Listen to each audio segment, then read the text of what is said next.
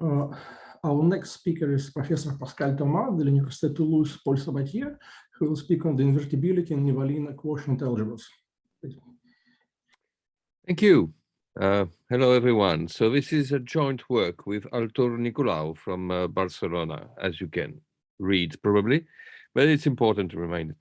And so it's a sort of continuation of a story, and I will try to give you a summary of the previous episodes. I guess we all know what the Nevanlinna class is in the unit disk. Usually we define it with this condition about the growth of integrals, but the way I like to think of it is rather to think that the logarithm of the modulus of the function f has a positive harmonic majorant on the disk. It's equivalent, of course. And we're going to be talking about positive harmonic majorants a lot throughout the talk. So that's what we are looking at. So now the Nevanlinna class, of course, is very nice because it's a natural, sort of a natural extension of the bounded functions, in the sense that when you take a holomorphic quotient of two bounded functions in a disk, you get a function in the Nevanlinna class and vice versa. And also it's an algebra. And so we've been working for a while with Artur Nicolau on, and also Xavier Massaneda, on analogues of theorems which are known for the H infinity class for the Nevanlinna class. Sometimes it gets more complicated. Sometimes, surprisingly, it gets a bit simpler. And okay, so let me, introduce you also to what are the quotients I'm talking about.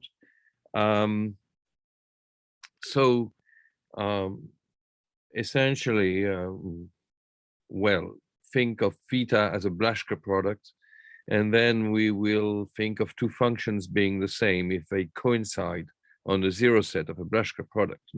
But of course, more generally, if you have two bounded holomorphic function, now I'm starting with the bounded case.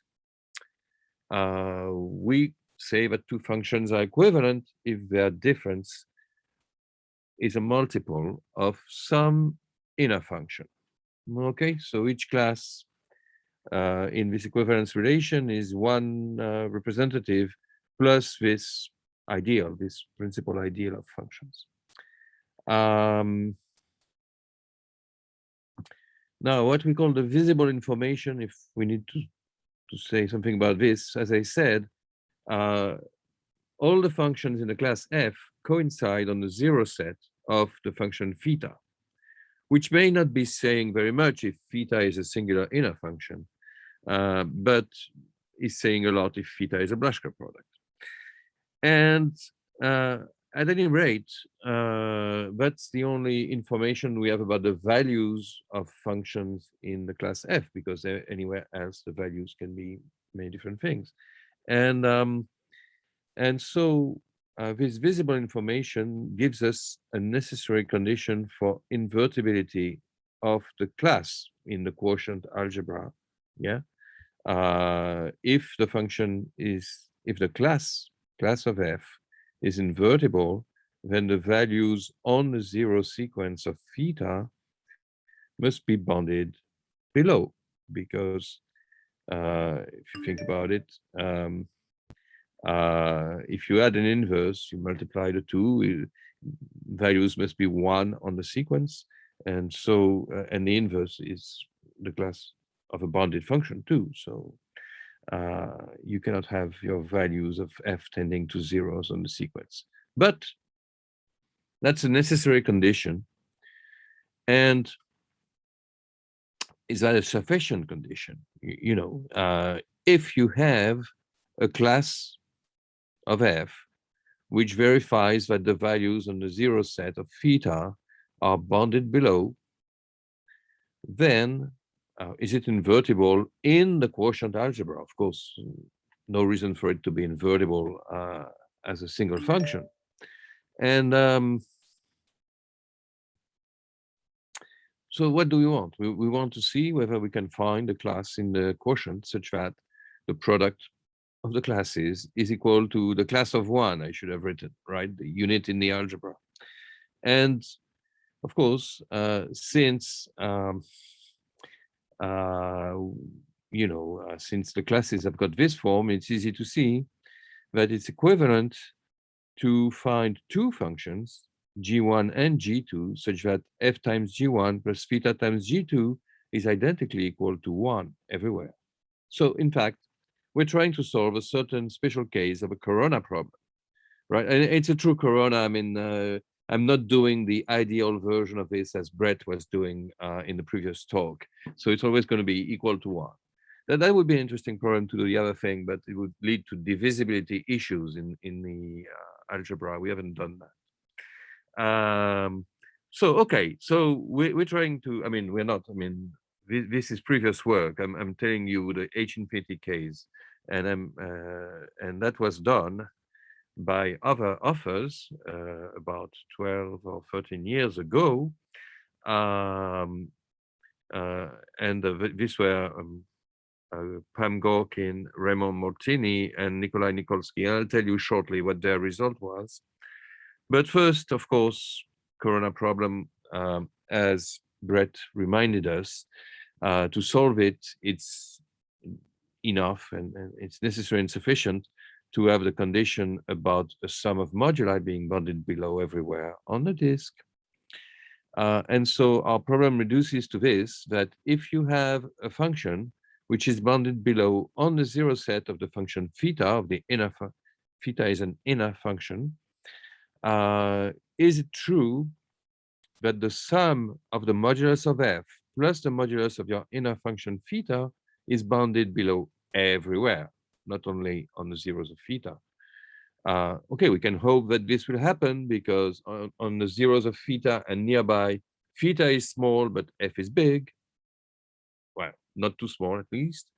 And away from the zeros of theta, f could be small, could be anything. So theta will need to be big enough. And that's the gist, the gist of the next result. But first, a little remark. The answer to this question here, might depend on the value of gamma. So we will normalize things. I guess I didn't say that. We normalize things so that f, which is a bounded function, is bounded by 1. Okay, so it's going to be in the unit ball of H infinity. And then gamma could be something between 0 and 1. And the more gamma is big, the more this condition is a strong requirement about f.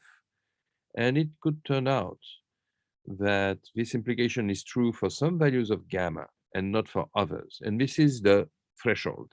So we have sort of explained the last word in the title, except this is not for Nevanlinna. And so we're going to have to say what happens. So when there is no threshold and it works for all gammas, we have this theorem of Gorkin, Mortini, and Nikolsky that says essentially what I was explaining. That is, the necessary condition for invertibility implies invertibility in the quotient algebra H infinity quotient theta H infinity, if and only if theta goes up enough when you move away from the zero set of theta. Okay. Now I'm using throughout this letter rho to stand for the Möbius distance, the usual invariant distance in the disk, because everything is invariant in the automorphisms of the disk. It wouldn't make sense to use the Euclidean distance, right? So we use this usual Möbius distance. And okay, the authors name this the weak embedding property because it's a sort of thing which is a little bit, it's less demanding than having a Blaschke product with zeros forming an interpolating sequence, which gives you the usual embedding property, I guess. All right. Now that was the H infinity case, and I have to explain to you how this, no, that was the case when there is no threshold. It works for all gammas, and then you have this nice equivalence. Mind you, it's not so easy to say which functions theta will satisfy property 2. And in fact, it's still an open problem to have a nice characterization. Now, you can have a threshold, that is to say, you can have some gamma big enough which work for the equivalence above, and some gammas which don't work. And in fact, for each C between 0 and 1, Nikolsky and Vasunin, so a different set of authors, but non-empty intersection, constructed a Blaschke product, which gives you a threshold at any given level C. So it's how it's written. You know, if you have the bound below for the C with at least the value C, then things will work. And if you have a value which is less than C, then you can find functions which have the bound below and do not give an invertible class. Okay, it's a very explicit construction. Now let's go over to Nevanlinna. That was the H infinity case. Now we wanted to do the Nevanlinna analog. Things get simpler in a way. We don't have to look at a general inner function, because any function which is not 0 on the disk and is in the Nevanlinna class will have its inverse in the Nevanlinna class. So we only have to look at functions with zeros, and we only have to look at Blaschke products for the definition of our quotient algebra. And so a class in the quotient is determined by the values on the 0 set, on the Blaschke sequence of points. The game we're going to be playing is always going to be this. I insisted about harmonic majorants, positive harmonic majorants before. A function is in H infinity if and only if the logarithm of its modulus is bounded above by some number, say positive number, if you just want to take norms more than one. And a function is in the Nevanlinna class if and only if the logarithm of the modulus of f is bounded above by not a constant, but a positive harmonic function. Okay. And in particular, a function in Nevanlinna class is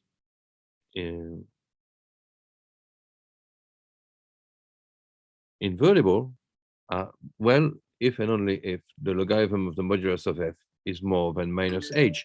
It's the same thing as not having zeros, because you can write it as a quotient of two functions, and the function, the denominator, has no zero, and so it's a stupid equivalence here. But that gives the flavor of what we're going to do. We're going to replace positive numbers by positive harmonic functions, and look at the logarithm of the modulus of functions. So, for instance, there is this necessary condition that now, which is becoming a bit less stupid, that the necessary condition for invertibility in the quotient algebra is the fact that when you restrict attention to numbers lambdas in the 0 set of B, the B in the quotient n by Bn, then you have those values, log modulus of f, which can be bounded by the values of some function which would be positive and harmonic on the whole disk. You don't care what happens to the values of log of mod of f elsewhere. But already, when you take a sequence of values along a sequence of points, a discrete sequence of points in the disk, it's if they go to -infinity too fast, they could violate the Harnack inequality, and you could fail to have a positive harmonic function verifying the inequality here. So it's a non-empty condition. And one tool we're going to need Corona theorem. And in fact, there is a version for the Nevanlinna of the Corona theorem, and it's due to Martini, but the Martini's derivation is very short. It's very easy. The hard theorem is actually the one that Brett was quoting by Wolf.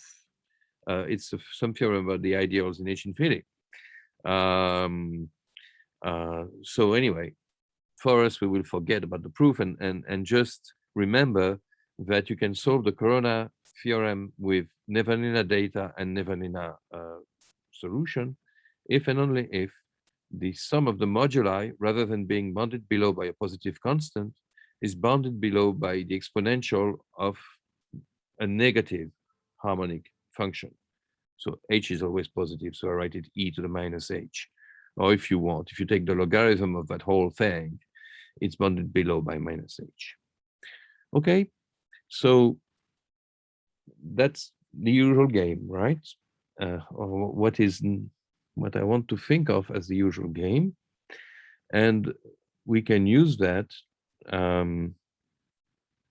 to just write an analog. It's not completely trivial, but that's part of the paper with Nicolau and Massanella from a couple, 2-3 years back, an analog of the Gorkin-Martini-Nikolsky result, which is this.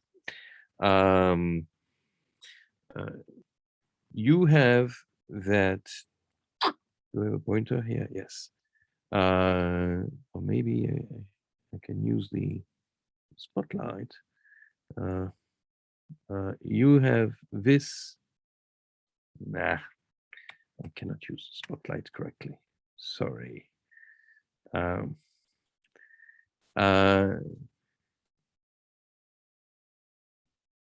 You have that the necessary condition for invertibility about the visible data, the data on the zero set of B, is equivalent to invertibility. So the necessary condition is actually sufficient. It's the downward implication, which is non-trivial. If and only if the Blaschke product, in this case, our inner function, grows enough when you move away from the zero set. Okay, what does it mean, grows enough when you move away? We have now to replace positive numbers. There used to be epsilon and etas. We have to replace that in each case by exponential of minus a harmonic function. So if we move away from the zero set by e to the minus h1 of z, so it depends on the point z, then we want the Blaschke product over the whole set where we are away from the zero set to be bounded from below by e to the minus h2, or if you want, log of 1 over mod b is bounded from above by h2, some positive harmonic function, we don't care which. Okay. Now, again, it's easier to look at the situation where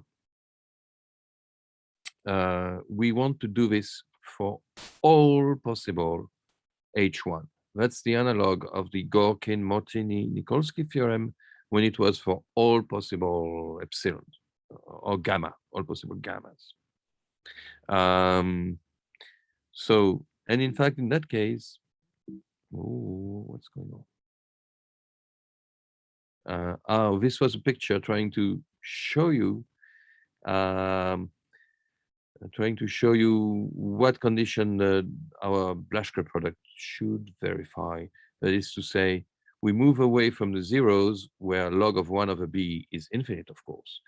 And so we sort of cut off this part of the graph of log of 1 mod b, 1 over mod b. And if we cut off, we get a bounded function. Well, we get a finite valued function, which could grow because the cutoff could happen very close to the zeros, and you could go very high up this bottleneck. And then you have to be able to have above this the graph of some harmonic function.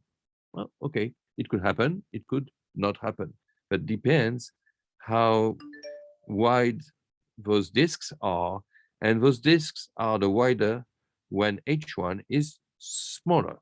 So if you take a small h1, you cut off big holes, and on what's left, which is a small Swiss cheese set, you can hope to bound your log of 1 over mod b above. We'll see. Now, we make a little detour through interpolating sequences, but maybe I'll have to make this a short detour. It turns out that it's easy to see, and the argument is more or less spelled out here, that when a sequence of points in the disk, a Blaschke sequence of points in the disk, is interpolating for the Nevanlinna class, which I will not define in great detail, but I will say that it's characterized by this condition.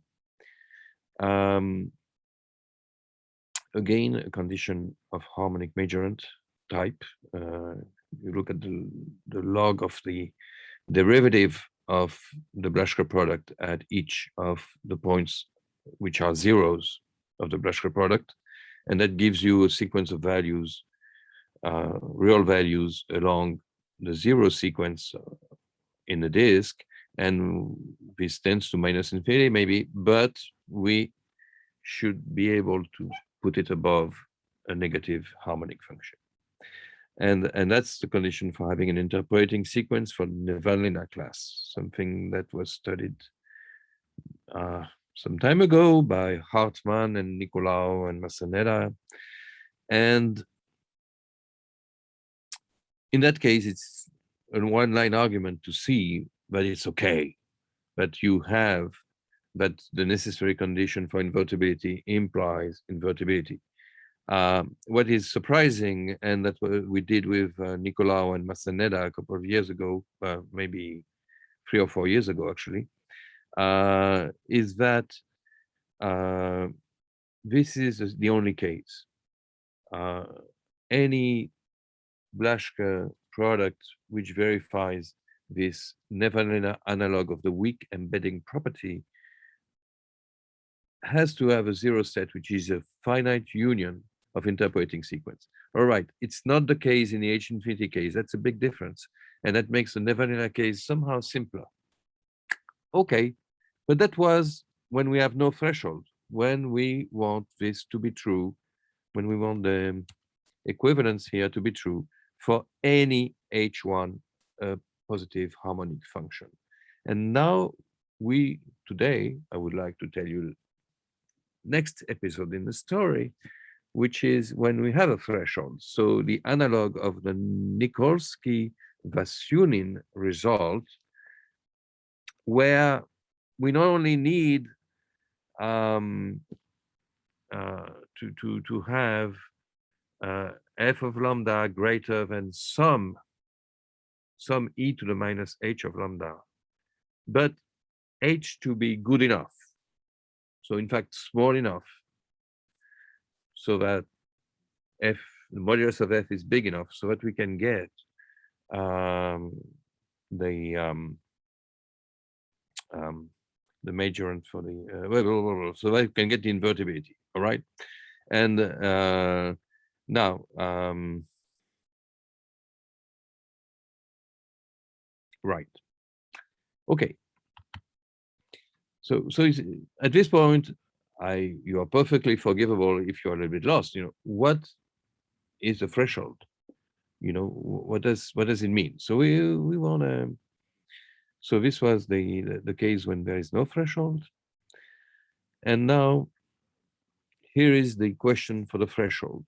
We want the condition on the lambdas.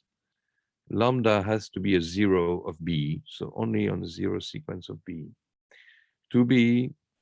to work, maybe not for all positive harmonic function H, but only for some of them. And we would like to characterize which functions H will be enough to imply invertibility, true invertibility, in the quotient algebra. We've seen the case where it works for all H. And now we need to have some notion of threshold. But beforehand, we had numbers between 0 and 1. And we have a total order, right? You can be above or below a certain number between 0 and 1. For positive harmonic function, there is no total order of the sort. So we have to look at rather complicated sets of harmonic functions and try to decide what is the set of the good functions, so the functions which are small enough so that this condition about log mod f being bounded from below by minus h is strong enough for invertibility, and the bad functions, the one that don't work.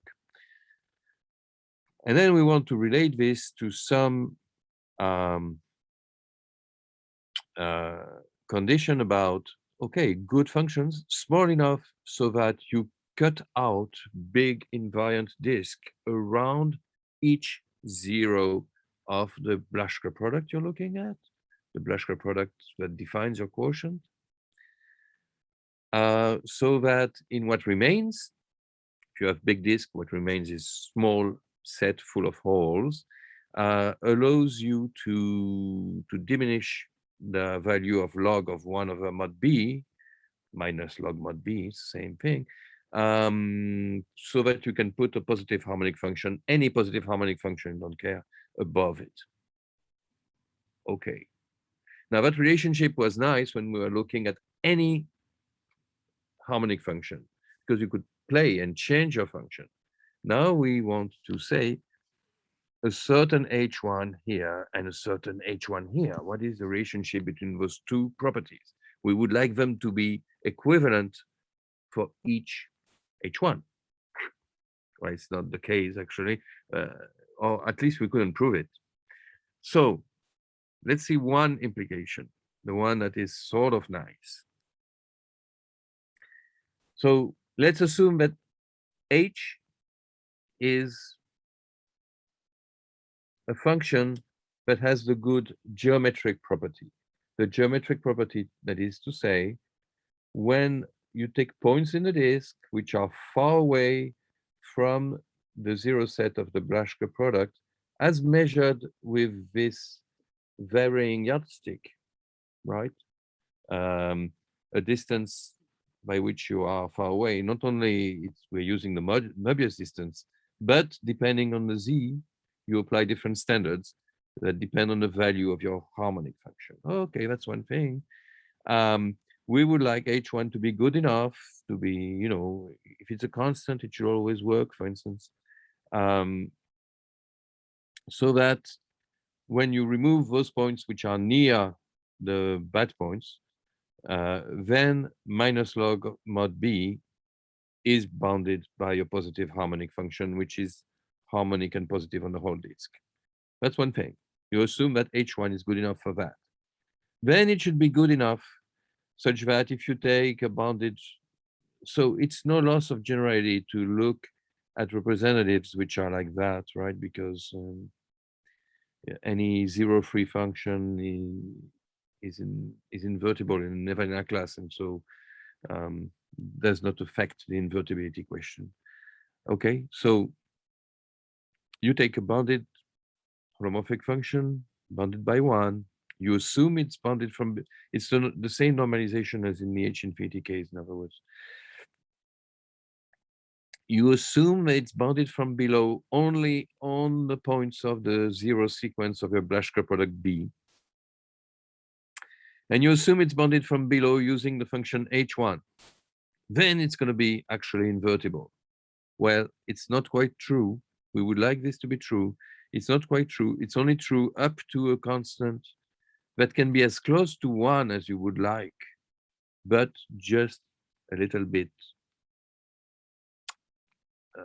less than 1, which means that we demand a little bit more from the value of f, right? Because if c is less than 1, this positive number here is a little bit bigger. And so we want the modulus of f of lambda to be a little bit more away from 0 in order to imply invertibility. Okay, that's what we could get. And as you could expect, when c tends to 1, the constants involved in the proof blow up. So close but no cigar in a sense, but at least this is a rather nice implication. The converse implication, which is to say, if we assume that we have a function which works well as a threshold for invertibility, does it mean that it works well as this geometric condition on being away from the zeros of B? That doesn't work as well. In a sense, it only works for big harmonic function. Now, how big? I have to introduce we had to introduce some function which is just which just depends on our Blaschke product. Now, so okay, after a while, b minus 1 of 0 becomes a cumbersome notation. So let me call capital lambda a Blaschke sequence, which will be, of course, the 0 sequence of our product B. And one more ugly picture, sorry. We have all those lambda 1, lambda 2, and so on. And for each of them, we look at the Privalov shadow, right? The interval with length comparable to the distance from the boundary, which is in front of each lambda on a unit circle here, okay? And our h lambda is just, we add all the characteristic function of those ij's. That is an integrable function because that's just the Blaschke condition. So it's going to be an L1 function on a circle, and we can take its Poisson integral and gives you a positive harmonic function. That's h lambda. There's a formula here if you want. This is just a Poisson kernel. And so h lambda will sort of give a border between large and small harmonic function with respect to a certain sequence lambda, which is for now and hitherto, from now on, the 0 sequence of our Blaschke product B. Okay, right. Now, for large functions only, for large harmonic functions, the ones which are bigger than C0 h lambda,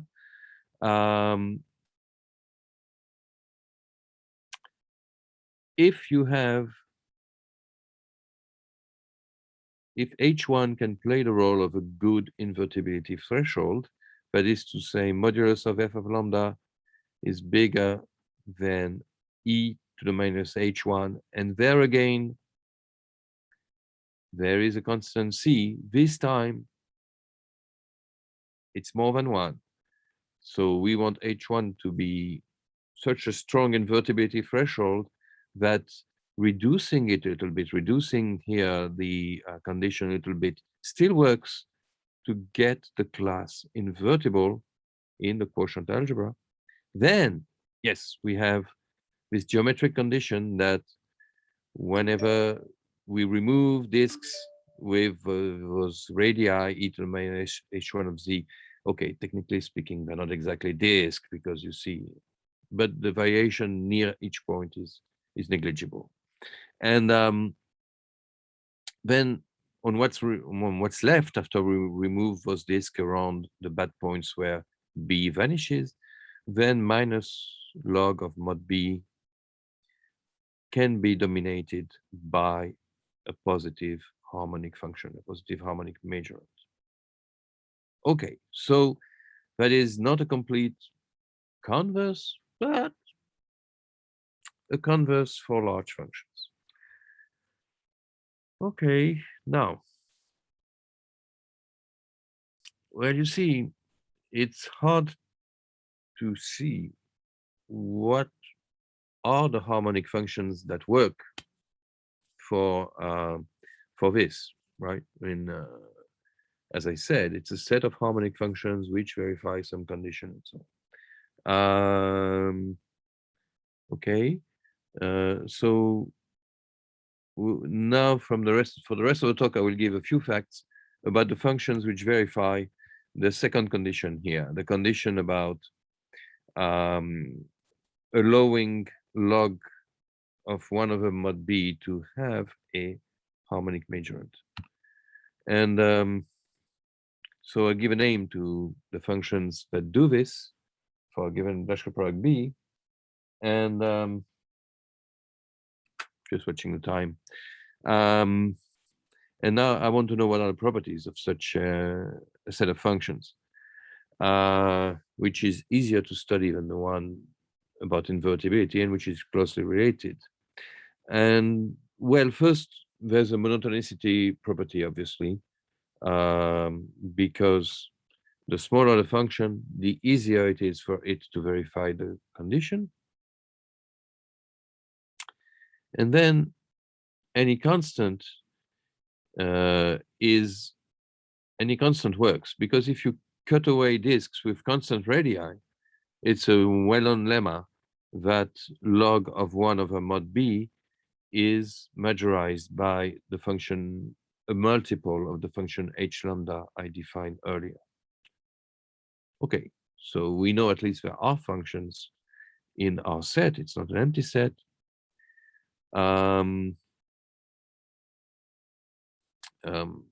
Now we have given some results where we were multiplying the function h1 by some constant.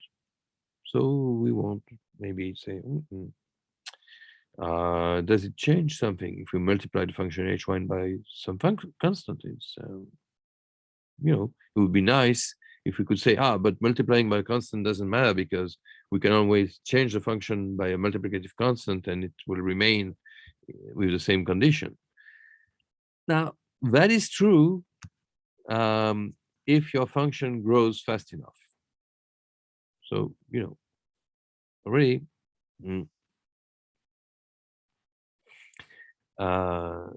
that is something which is nice, but that's only for the big functions.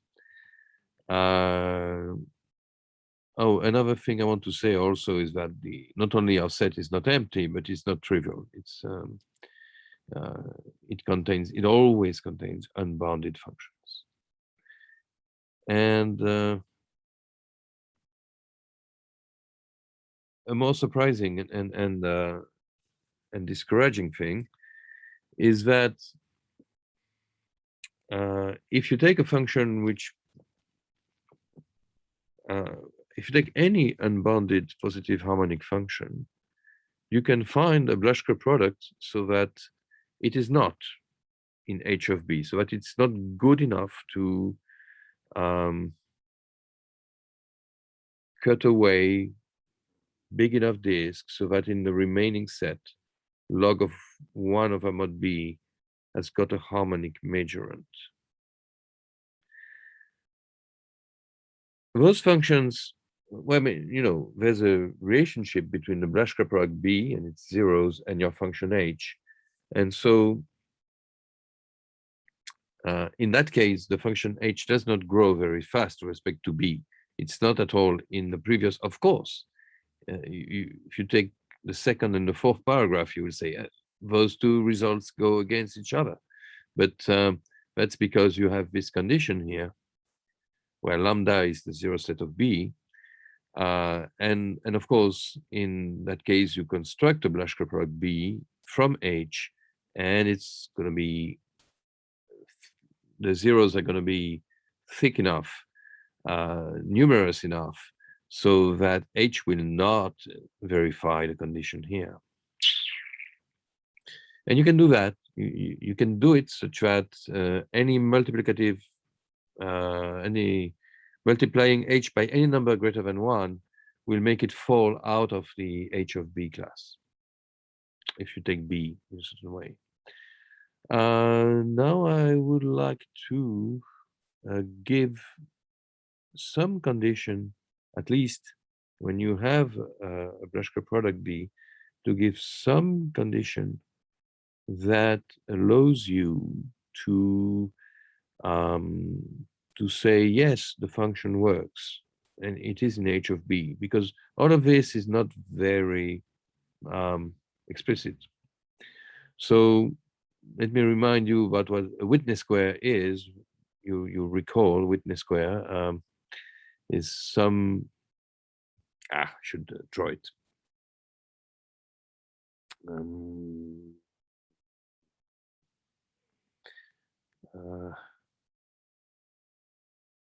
With a pen.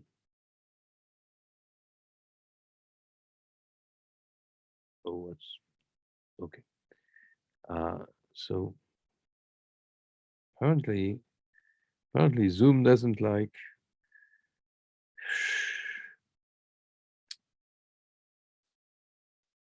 All right, I will not be able to draw apparently. Okay, so anyway, a witness square is a square, but of course, such that the modulus of f of z, the points z are the size of the square is comparable to its distance from the boundary. Okay, let me just say, and you have the definition here. And now we look at the, and those are essentially of fixed size in the invariant distance. Now I'm looking at the number of zeros in a cube, in a square, and it gives me a sort of density of my Blaschke sequence. And now if I take a function h on a given, because of the Harnack inequalities, on a given witness square, the function h will be essentially constant up to fixed multiplicative factors. And so I may as well look at its value at the center of the square. And z of q is the center of the square. And if it turns out that this function I have, when I multiply it by a penalty, which is the number of zeros of the Blaschke product in the square, but this new quantity can be bounded above by another positive harmonic function. Then big H is in what I called H of B, that is to say, it is small enough so that cutting off disks of size e to the minus h around each zero of the Blaschke product leaves a remaining set where you can bound above log of 1 mod b by a harmonic function, a positive harmonic function. So you know, this function will be a good function. Of course, this function you see is already a positive harmonic function, but when you multiply it by this number of zeros, which could tend to infinity, of course, it could be that it becomes impossible to bound it above by a positive harmonic function. So if it's still possible, then h is a good function. What's interesting here is that h can do anything, provided it remains a harmonic function, of course. All the values are linked somehow. When you don't have any zeros of b. So h has really to be controllable, in a sense, near the zeros of b. Elsewhere, it doesn't have any influence. And the last thing I want to say is that we can describe easily this condition of having a harmonic majorant away from the zeros of the Blaschke product when we take families of easy examples, and then it's going to be an if and only if statement. We take a Blaschke product which is given by points in a separated sequence, so separated in the Möbius distance. So this is sort of a good case. You can think of it as 1 point at most in each Whitney case, of course, not in all. And then you define your Blaschke product by putting multiplicities on the points that you have. Okay, that's a certain special case. And then the number n of q, which I had before, is just the nj I have here when there is lambda j in a Whitney square, and it's 0 elsewhere. Then you have this condition of h being in h of b, this condition of having a majorant outside of the disks, which are given by e to the minus h around each 0. If and only if the mapping, the discrete mapping, this should be lambda j. To each lambda j, you associate nj h of lambda j has a harmonic majorant. So in this case, we can describe, in this special family of example, we can describe explicitly what the set h of b is, and this gives, certain counterexamples to conjectures one might make. Okay, that's all I wanted to say. That I'm 3 minutes early, so. Thank you. We have time for questions. In fact, I believe there is a question in the chat by Javad. The